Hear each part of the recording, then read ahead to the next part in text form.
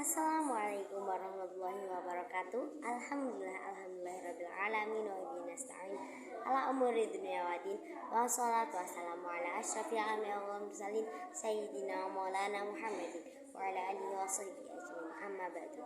Yang terhormat Abi Hanif dan Umi Ida selaku pengasuh pondok pesantren Supercamp Laribahan Fida yang saya hormati, jajaran Dewan Guru, pengurus serta kepala madrasah MTSMA Al-Quran Laribahan Fida. Yang saya cintai, kedua orang tua saya ada di rumah dan tak lupa teman-teman yang saya banggakan. Perkenalkan, saya Yosira dari kelas 7 MTS Al-Quran Laribahan Fida. Saya akan mempresentasikan presentasi PT Imajinasi saya, Sulam Taufik yang ke-11. Jadi di sini terbagi menjadi dua cabang. Cabang yang pertama yaitu kita akan bahas tentang puasa dan permasalahannya, sedangkan cabang yang kedua kita akan bahas tentang haji dan umroh. Jadi kita mulai dari cabang yang pertama. Cabang yang pertama yaitu ada kewajiban yang harus dilakukan oleh orang-orang yang berpuasa. Yang pertama adalah niat. Jadi kita tuh sudah harus menyiapkan niat sebelum semalam sebelum kita berpuasa.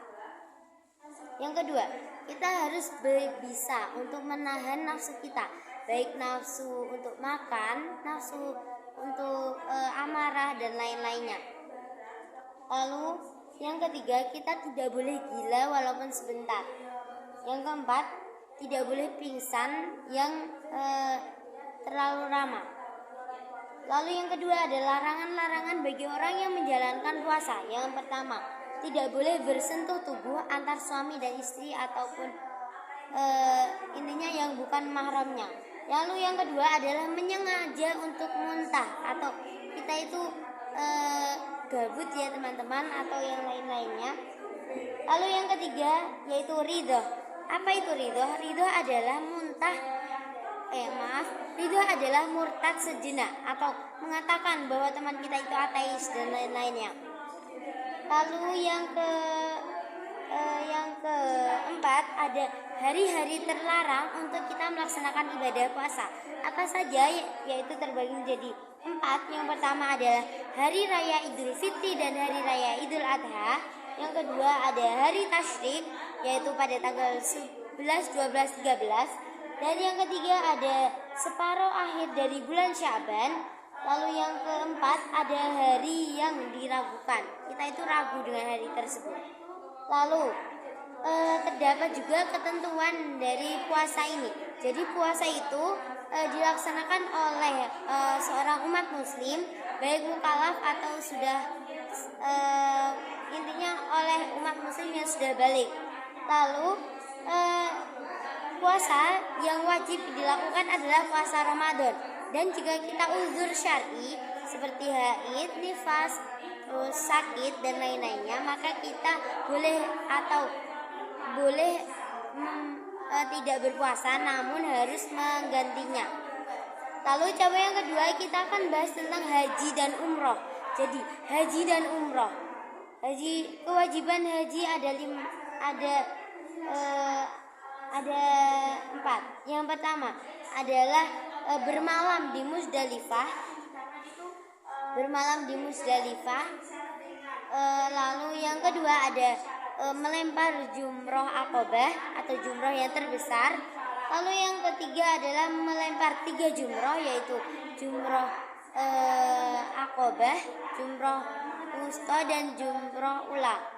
Lalu yang keempat ada tawaf wada atau tawaf perpisahan. Lalu ada juga rukun-rukun haji. Rukun haji itu terbagi menjadi 5. Yang pertama ada niat atau berihram, memakai baju putih. Lalu yang kedua adalah wukuf.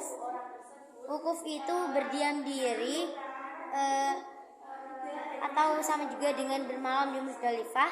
Lalu yang ketiga ada tawaf atau mengelilingi Ka'bah 7 kali putaran.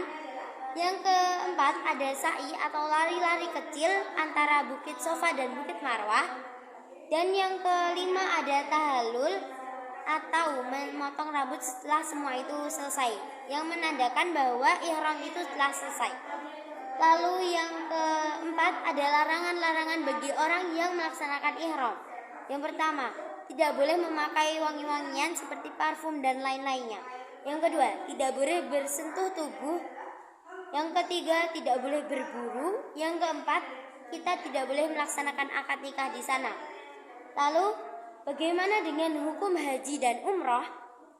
Hukumnya yang pertama, wajib bagi seseorang yang mampu atau sudah merasa dirinya cukup untuk berangkat ke Makkah.